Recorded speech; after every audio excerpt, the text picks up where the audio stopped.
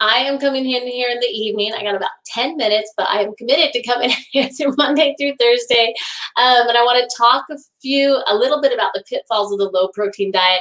If you've been here this week, then you've seen that we have come on, and the whole theme of this week on Instagram here is we've been talking about low protein diets and how and when that is appropriate for people with kidney disease. So common pitfalls, how you can avoid them. It doesn't have to be hard. It can be pretty simple. So number one, if you are following a very low protein diet, that like 20-ish grams per day, this approach, you really need to have something called a keto analog supplement, or at least an amino acid supplement.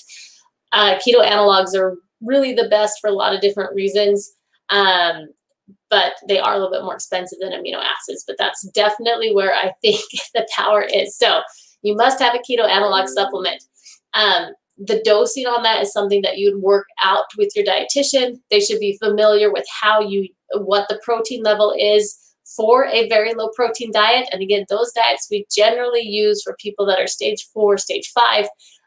You could do it at stage 3, but honestly, we get really good results earlier on just by doing a plant-based diet. So keto analog, your dietitian would help you with that. My throat's super dry, so I keep swallowing a little bit. Number 2, another common pitfall of these low protein diets or even a plant-based diet is getting enough iron. I hear all the time, I heard it today, of people, they don't like their iron supplement, they don't feel well, they're not taking one, they're tired, they're anemic, whatever. It's pretty easy to bring your iron up in your diet.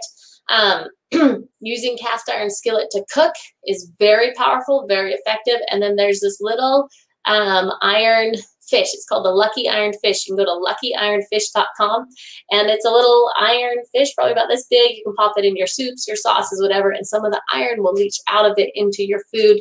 Those are great tools that you can use where you're not using a supplement to get a little bit more iron in your diet.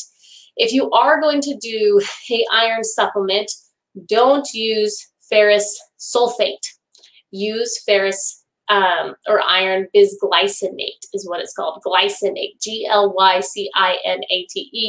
That one is not so hard on your stomach and is much better absorbed. The sulfate supplements are not absorbed well. But number 2 thing that can pitfall with the low protein diet is not getting enough iron.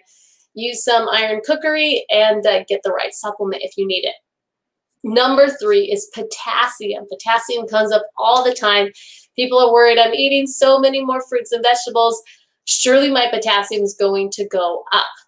If you're really worried about it, stick first with your lower potassium fruits and vegetables. Stay there first. And then you can add in some of the higher potassium vegetables and see how it goes. I have my clients, if they're really concerned about it, will track their potassium. We use Chronometer. And we'll see what their levels are, and then we'll start adding some foods in that are higher in potassium and see what their numbers are actually at. I love using avocado. It is high in potassium, but it's a great source of fat, really good healthy fats, and a lot of people love it. It adds a lot of creamy flavor to their food, so we talk about how much. But again, you can start with the lower potassium ones and then work with your dietitian so that you can figure out how much of those higher potassium ones that you can fit in. So I think that's it. 3 main things to watch out for. Get the right supplement, keto analog. You also usually need a B vitamin supplement, especially B12.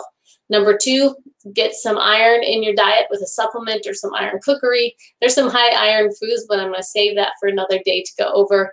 And then number 3, if you have a potassium restriction, then obviously just stick with your lower potassium vegetables. Remember, meat is actually a really robust source of potassium. So swapping out the meat on your usual plate with beans isn't going to raise your potassium level because they're almost equivalent. So those are a couple things for you. You can watch us Monday through Thursday. I come in here live. It's less than 10 minutes to just give a little bit of clarity to what you can do to help preserve your kidney function. And of course, visit us at thekidneyrd.com, where we offer and provide private consults for people to be able to preserve their kidney function and optimize their nutrition. Our handle on Instagram is thekidneyrd. and then you can hashtag the Kidney RD and find us on YouTube, Facebook, and Pinterest. All right, thanks so much. Bye-bye.